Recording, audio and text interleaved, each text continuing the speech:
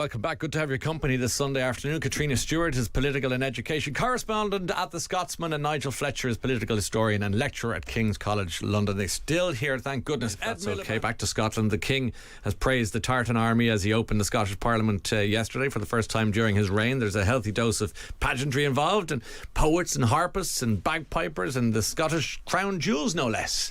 So what's your favourite part of this pomp and ceremony?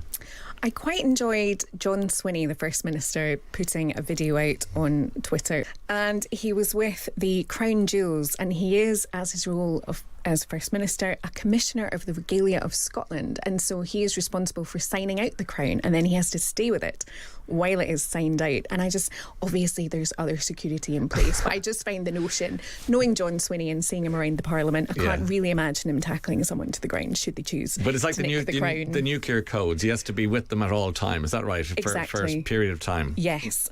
And I find all of that really quite amusing. Of course, it is a seminal event for the Parliament. It is nice to see some pomp and ceremony around the People's Parliament. Because how did you feel about Camilla's tartan outfit? How did that go down? Not you personally, but broadly speaking, do people respect and enjoy that she's kind of going for it, or do they find it all a bit over Scottish? I mean, what's the feeling? I'm not really sure there's such a thing as over Scottish. There you go.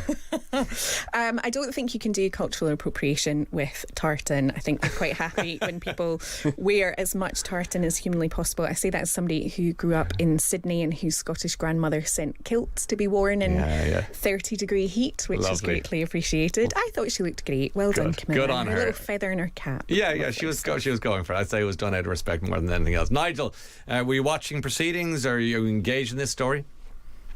Yes, I caught up on watching it because I love a bit of royal pageantry, and obviously the constitutional side of it appeals to me, sort of as my academic speciality, looking at sort of the monarchy and constitution, and it's always really interesting to me how since devolution the institutions of the Scottish Parliament and the Scottish Executive have sort of embraced this what we might call invented traditions. These are things, some of which have their origins back when Scotland previously had its own Parliament, and the honours of Scotland are obviously older than the crown jewels of the UK. But I think that it's interesting how it's been sort of folded into what is, still quite a new institution, that we actually have this ceremonial that's been invented in a slightly different way to how it's done in London. But yeah, I always love a bit of flummery and pageantry at a weekend. That's how I enjoy watching stuff at the weekend, to sort of sit back and watch a bit of ceremonial. Well, it also gave the King a chance to once again avoid Buckingham Palace, because he's decided he's gone, he's not into it, opting for Clarence House, beautiful Clarence House in the centre of London. A great piece by Hugo Vickers in the Sunday Times today, saying that Hugo likens Buckingham Palace to a large, soulless Edwardian hotel, and that when he went there, it was like going to a deserted prep school in the school holidays.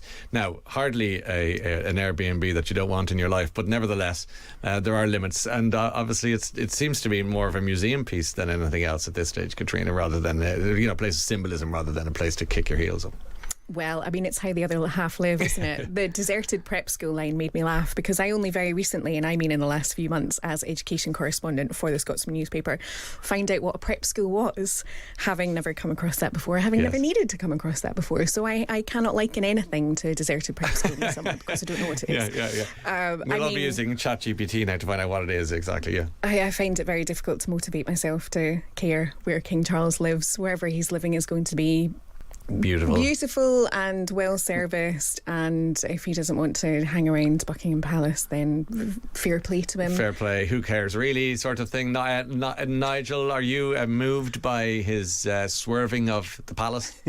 Yeah, I'm afraid I'm one of those people who do care about these things. I think it's from a historical perspective, it's quite a moment, because it was Queen Victoria who first moved into Buckingham Palace. She was previously living at Kensington Palace, and then moved there when she became Queen, and every sovereign since then has lived at the palace, even if they didn't want to. This is the big point. So Queen Elizabeth II, when she took the throne, she was living at Clarence House. This is what I think people have forgotten in this story.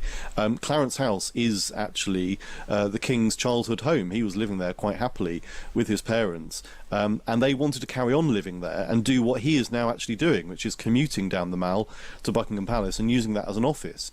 And the courtiers at the time, and Winston Churchill gets the blame for this.